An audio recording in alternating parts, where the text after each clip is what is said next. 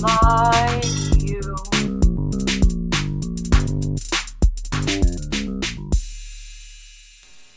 Hello everybody.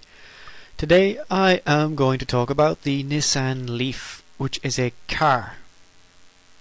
It is an electric car, a car that does not use petroleum of any kind and therefore does not have an engine.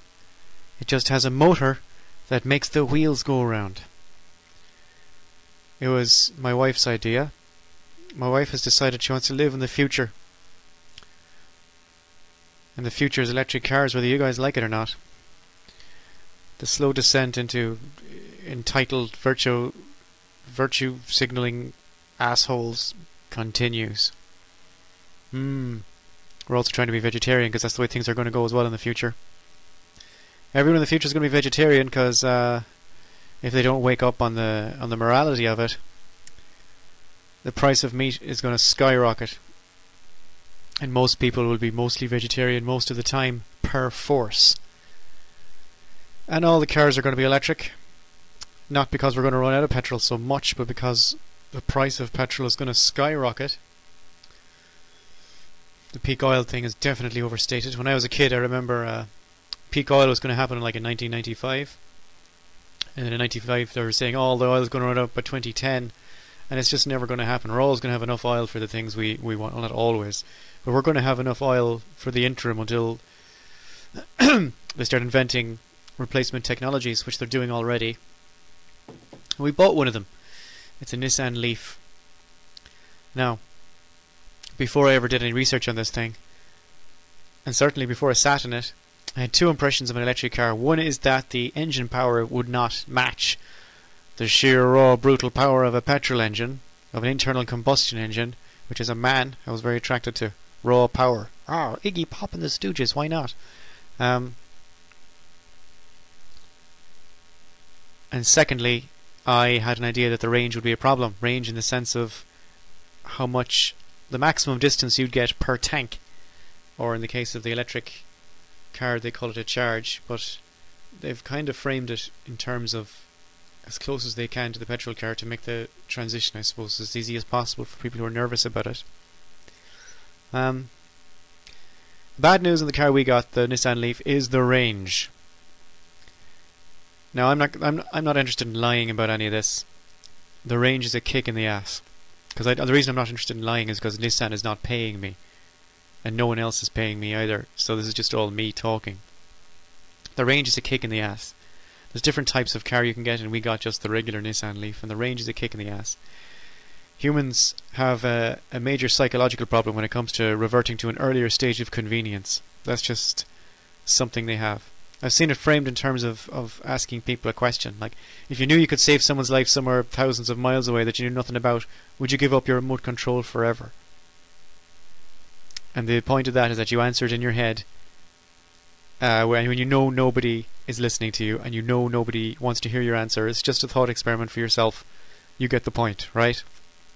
That's the bad news, the range. The range is from 100% charge, full tank of electricity. The range is about, top range I guess is about 200 kilometers if you drive really carefully all the time, which you won't. So your realistic top range would be about 160, 170 kilometers. If you have to go further than that, you're going to need to recharge at some point. How you charge is you plug the machine into a charging station. At the moment there's a network of charging stations all over the country, certainly enough to get wherever you're going and back again if you don't mind going a little bit out of your way maybe.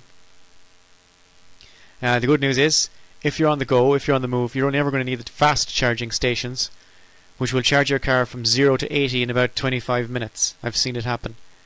The home charging stations that the ESB installs in your house, they will go from 0 to 80 in, I don't know, about 4 to 6 hours. Which is fine because you're at home and your machine is just, your car is just sitting there and it doesn't matter. The fast charging stations are great. And they're really great for people on the move. Also, at the moment, all the charging stations that are not in your house are free. So you can essentially drive all over Ireland, refuel as often as you want and not pay anything right now, which is great. Because petrol, I mean, I'm saving money. I used to pay about $20 a week on petrol. More than that, €30 a week on petrol. And that expense has gone down to zero now, of course. I'm paying a lot more than that in loan repayments on the car. But I guess, like, maybe that's not the point.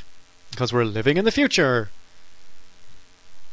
We're having a really hard time making sure we don't turn into those kind of entitled virtue signalling asshats, because we are very impressed with our electric car. We think it's fantastic. We also think it's great for the environment in the future and so on. But we're trying not to be dicks about it, I guess. So every so often we'll say something like, as a joke, to make sure that we're grounded. And one of the things we say is if we pass a disabled space, we'll say, oh, we can park in there, right? Because we have an electric car. And then we'll realise, yeah, time to rein it in, guys. So the bad news is the range. And that's the bad news, even though the range actually isn't such a big problem. It's a big problem. If you want to drive to Dublin and back again, you're not going to do it on one tank. It just takes a bit of planning. You know, be a grown-up. So that's the bad news. The good news is literally everything else about the car is fantastic. The noise, there's no noise, right? Because there's no engine. So when you turn the car on, they have to play a little thing to let you know the engine's on. And you can turn that thing off, which is brilliant. You can just go total silent running mode. You can just start your car, start driving, and the pedestrians around you don't know that you're moving because they can't hear anything. So you can just sneak up behind the pedestrians or just give them a tiny little tap and then stop the car dead. And when they look around, you can say, well, it couldn't be me, because you'd hear the engine. Anyway, don't ever do that. That's wrong. There's no noise unless you want there to be. And also, they have soundproofing on all the windows, so when you close the windows and the doors, you can't hear anything going on outside. It's really great. There's the response, by which I mean the torque, the power. The power is fantastic. I thought this would have been the... Ow, shit, sorry, my back hurts. I'm after doing something to my back. Sorry, just give me a second. Something popped in my back. And it just happens once every few months. And normally it's back to normal in 2 or 3 days. And it's been like this for 2 weeks. I can't walk straight, I can't sit in a car, I can't sit... Like right now I'm sitting in a chair, but there's a cushion on my back and it hurts like hell. I don't know, is this me getting old? Is this what it means getting old? Like it's just going to take me 2 weeks to recover from something that would take me 2 days to recover from a few years ago. Because if that's the case, then I don't want to have anything to do with it. I'm out. I've changed my mind. I am now growing older without my consent. I'm being raped by time. This is non-consensual. If it means I have to sit in this stupid back thing. I mean, it's alright when I go to sleep because I can lie flat and then it's not so bad. But I'm not spending my days lying flat on the floor. I have to write. I mean, I don't have to, but if I don't, I'll get grumpy. If I don't write with a degree of consistency, I do have something akin to a psychotic breakdown.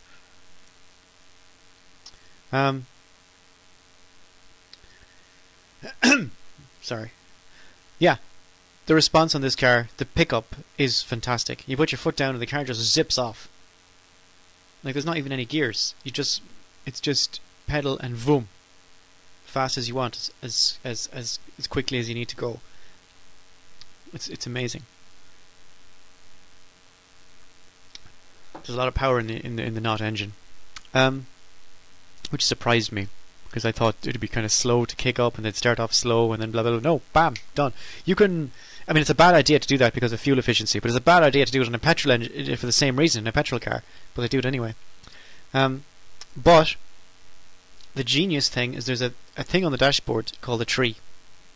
And the tree is a permanent reminder of how you're doing for fuel efficiency, which effectively turns good driving practices into a game. They should do this with petrol engines too, of course.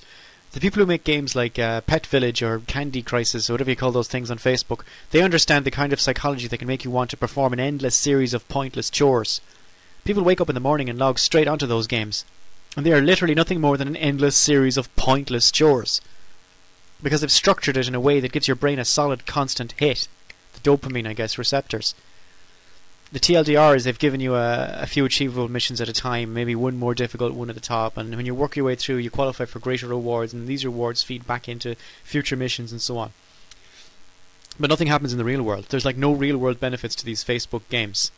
This car, they've done the best they can to take that psychological effect and apply it to safe, efficient driving with this thing called the tree.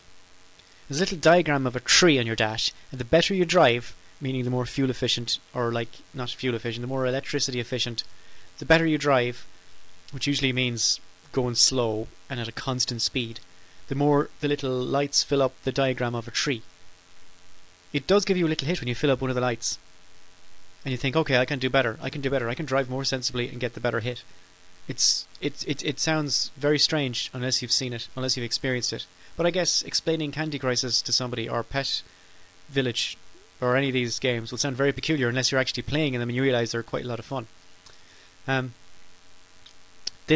think there's potential for this psychology thing that people have for they get hit for a constant drip feed of minor goals achieved. It should be done everywhere. You can apply it to everything in your life that you do not want to do. All the stuff you have to do but you don't want to do, they'll find some way of restructuring those responsibilities and duties and things you have to do using this constant drip feed of minor goals. I definitely think it can be done. And somebody in Nissan decided it was going to be done for driving. It's a great idea. The fuel gauge, instead of the level of petrol in your tank, is expressed as a percentage of battery power left and miles left, or kilometers in our car, and kilometers left, which is fantastic.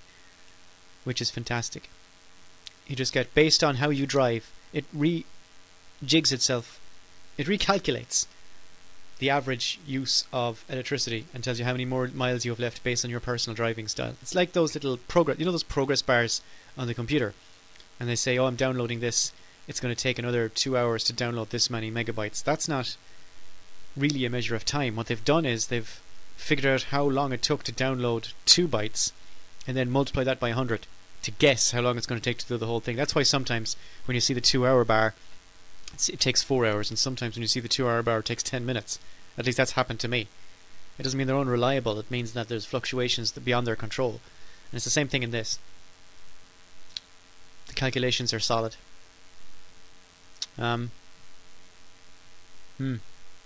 So with this, the psychological effect is so strong that you don't actually want to go super fast. You want to take it nice and handy. You want to take it nice and sensible. You want to stay at the speed limit. It's certainly a lot more effective than putting an ad up about a guy in slow motion looking at his telephone and crashing into someone, and a child being thrown through the bloody windscreen and breaking his skull on the floor, and then showing us his mammy in the hospital crying over his little dead body, and the nurse saying, oh, it's terrible because his little dead body was there and his head was in a different bloody hospital and they weren't able to get into the helicopter. The head back in time, his spine stopped, and when you put the head back on, oh, it was grotesque, it was horrible looking, and the doctor's like, listen mate, there's only so much I can do without a head, you know, and it's all very sad. You should really slow down your car. Those ads have no effect whatsoever, because all the speeding people looking at it saying, yeah, that's terrible, I hope people speed less, and they don't understand that it also applies to them. They think it applies to everybody else. Everybody else needs to slow down. Yeah, good, I agree with this ad. That's the human psychological thing. But this car encourages you to slow down for reasons that are motivated internally, and you don't give a damn what everybody else is doing. And that's the way to sell it to humans. Don't give a damn what anybody else is doing. This is for you, man. Great idea, the tree. Yeah. It is a bit like living in the future, and I like that. You know, people say things like, "I've seen it, saying, oh, you're not, the market isn't ready yet, or Ireland isn't ready yet." No, you're not ready yet. The market's fine. Ireland's fine. You know, I can't stand this. Just bloody do it. You know? Like, how are they ever going to get anywhere unless people buy the cars? I suppose a lot of my life has been like, this is something that needs to be done and nobody's doing it, so I guess it's me. And they have a saying, a proverb in Japan. It's the nail that sticks up gets the hammer, you know? That you could only say if you're a deeply conformist people, I guess. But it's the same in every society. People just want to kind of line up. No, man. If I'm the guy who has to take the hammer, that's fine. I'll do it because nobody else will. I've decided I'm going to be that guy in those situations. I don't care. I'll do it. The keys are little fobs, but there's no actual key. Everything's electric. The car can sense when the key fob is near it, and it just opens up all the locks. And there's a little button you press to start the car. There's no key slot or anything. You just press a button like a spaceship, and the car starts. There's a handy feature on the dash, little display thing, which is if you're running low on gas, or not gas, if you're running low on electricity, there's a thing in it. It says you press a button and it'll tell you where the nearest charging station is and how to get there, which to me is 90% of the problem solved, of the range problem, if the car is going to tell you how to do it. And also like whether or not the thing is operational, which is always handy. Driving it is a nice experience. It's very again, I had this kind of idea, I guess, before we started driving it, that it'd be like a dinky car, like a little plastic thing, you know, but this thing is solid. It's solid, it's got ballast, which I like. So at corners really great. The suspension is great. I mean, everything about the car is fantastic, really, except the range, and they're going to get that fixed. The more they roll out the network, which they will do. Like in the Philippines this week, I read in the news. I didn't do any research for this, by the way. This is just me talking. I just happened to see it. In the Philippines, the Shell oil stations have started installing electric chargers in the petrol stations. So that's good. I mean, I think that's going to happen all over the world at some point. We're going to go electric, whether you like it or not. That's going to happen. You might as well jump on the bus early.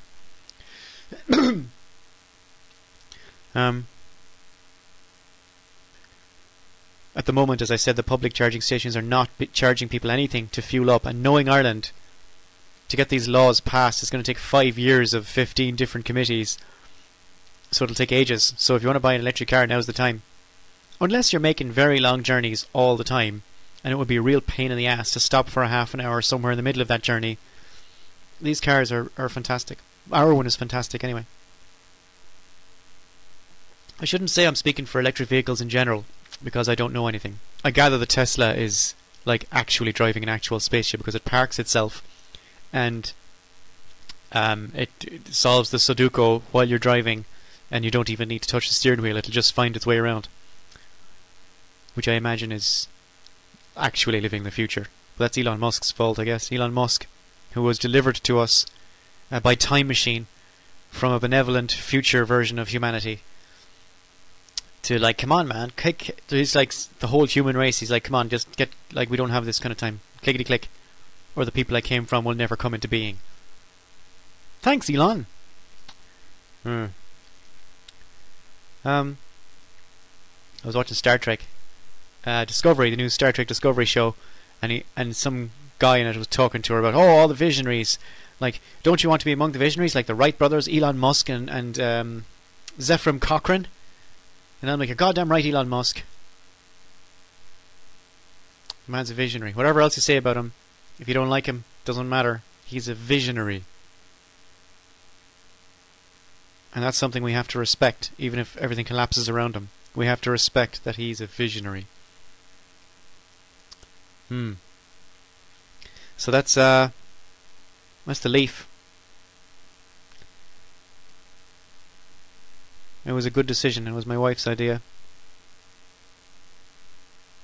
I always had the idea that I wanted to just figure out what the right thing to do was, and push myself into that position, and then try and, I guess, you see, this is all going to sound, who cares? Instead of telling people what to do, I try to just do things and see if anybody picks up on it. That's always been my thing. Because I don't like people lecturing to me. I don't like people telling me you should do this, particularly vegetarians, and I get the vegetarian thing, by the way, in the sense that I will try to be one, and I'm trying to be one right now and failing, but I'm going to keep trying because it's the right thing to do. But I'm not going to take any shit from vegetarians saying, here's what you have to do, you have to do this and you have to do that.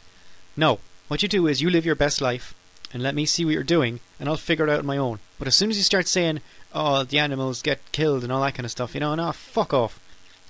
Nobody tells me what to do. I'll figure it out. Right? If your life is so bloody brilliant, why don't you just live it and let me work out the rest? Right? And if I'm going to treat people like that, then I will have to avoid hypocrisy, I will have to adopt a similar attitude in my own life. So if I think everybody should have electric cars, instead of saying to you right now, you should get this electric car because it's the right thing to do, I'll just drive my electric car and I'll tell you, look, it's fantastic, I like it. That's all I can do. I don't like pushing things, or because I don't like things being pushed on me. I'll say it's cheaper, it's got as much torque, the range is a bit of a problem, everything else is wonderful.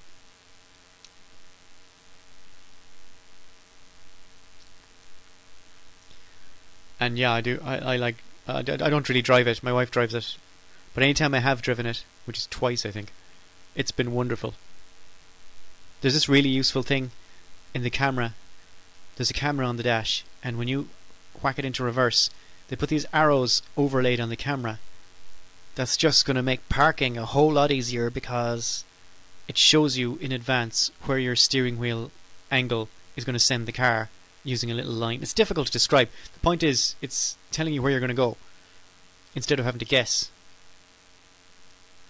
The car is full of little things that make driving easier and more fun. More fun, you know? I don't know if you like that kind of thing. It's great. It was a good decision. My wife kept pushing for it for over a year. And I figure getting a car is like getting a tattoo, in that you should wait a year at least and then decide. If you have the same idea for a tattoo after a year, then you're probably safe in getting it. And I would say the same thing for a car. If you have the same idea for the same car you want to buy a year after you first thought of it, then maybe you should get it. I'm always afraid of impressions. Myself, I'm always afraid of things that I want that is just going to be, that I don't really want it, that in my brain is just doing a thing. But in this case, she was right. That's it. That's pretty much all I have to say about the Nissan Leaf.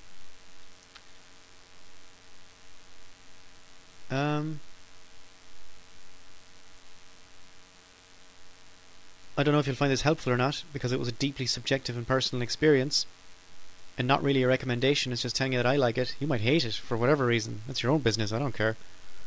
But that's it. That's all I have to say about the Nissan Leaf. It was a good decision for us, and we do feel like we're living in the future. So come join us. You see, that's, come join us like we're some kind of goddamn cult. You know, I hate anytime a community. Do you know what I mean?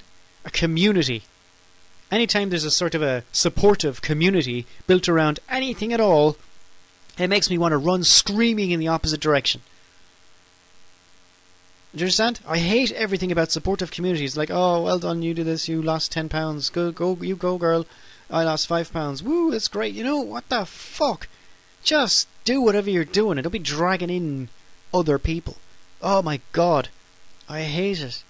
The anything community. Holy shit. The LGBT community. Christ almighty. You be all the gay you want, but as soon as you see a mob forming, man, whether you're gay or anything, you need to get out of there and run. Like, I have a bunch of crappy things happening to me, you know, that I'm not going to go into now, but, and there's all sorts of support groups and groups of people that meet every Wednesday in a hall to talk about it. Oh god, it's just so awful. And sometimes I have to, because otherwise nothing will get done. Like, it's essentially democracy is a bunch of people getting together and saying, listen, the government isn't doing this thing. You know, I get that, but I just hate it. I hate everything about a bunch of people getting together over some cause. It's just painful to my brain. And then I feel like I'm signing up to not just this thing, but also, oh god, I hate Christmas too. I hate not just Christmas, but anything where you have a gang of kids who are like suddenly happy about something. It's just not, it's not good. It's not good. It's not healthy. I think it's damaging psychologically. Um, but yeah, anytime I see a group of people forming around in a concept, I try to run in the other direction. I don't like signing up to things. I signed up to... I'll tell you, I signed up to Atheist Ireland a few years ago because I do believe in the work they're doing, and I also went to a meeting where I wanted to be a regional coordinator for Atheist Ireland. So now I'm a regional coordinator for Atheist Ireland, right? Go me, whoopee. But even then, I mean, atheists... The thing about atheists is they don't agree on anything. Nothing. Like, I'm in an Atheist Ireland group now, and there's one guy there, and he's just away with the fairies. He's just talking about the most ludicrous gibberish you could imagine. And I come on and I say, well, what? I'll try and engage him, you know. I'll say, well, this doesn't make sense. And like, oh, well, I suppose you, liberal left-wing guy, wanted this and you wanted that. And I say, well, I didn't say any of that. I just said you're an idiot. And there's another guy who isn't an idiot, but he's very pro-Israel and very anti, like, Muslim. Now, I get being anti-Islam, but he's anti the people who have Islam as well. He doesn't want any of them in the country and all this kind of thing, you know. Very anti-Muslim and pro-Israel. And, I mean, he's alright, because if I say something to him, he doesn't scream gibberish at me. He just says, you're wrong, and here's why, and that's fair enough. I can handle that. But, the point I'm making is that atheists don't agree on anything at all. I have never seen a room full of atheists that could come to a unified decision on anything other than the fact that there's no God. That's it. They don't agree on either Republican atheists, Democrat atheists, left-wing atheists, right-wing atheists. You get Nazi atheists, you get communist. Well, I suppose all the communists are atheists, but you can't get them all on the same page. You can't organise them in any way. So that's the kind of group I'm comfortable signing up to, because I know that I'm not actually signing up to anything other than what is written on the tin, which is, there is no God.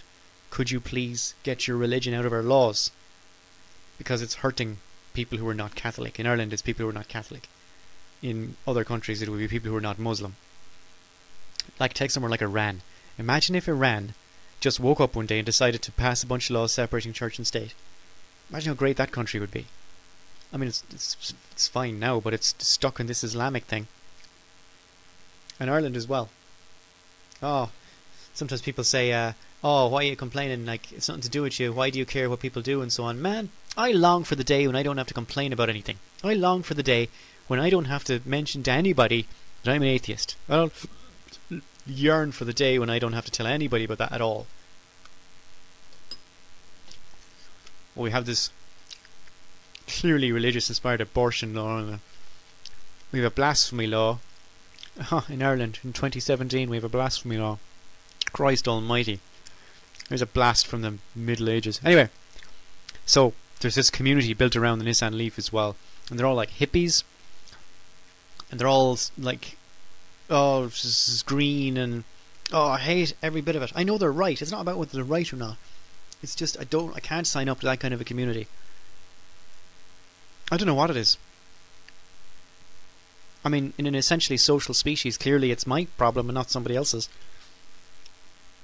But I just can't have anything to do with it. So, I'm just going to have my Nissan Leaf and do my thing my own way. And I guess if you have any questions, please ask about the Nissan Leaf and I will answer them honestly. Because I don't give a shit. I will tell you straight out what you want to know. And if you like this edition of the thing, tell all your friends. If you don't like, why wouldn't you like it? If you don't like this, this edition of Not Like You has been so anodyne that I don't know what anybody could possibly find offensive in it. But if you do, please tell everybody you know, because I'd much rather be offensive than boring. Anyway, that's it. Enjoy your life. I am out. Not like you.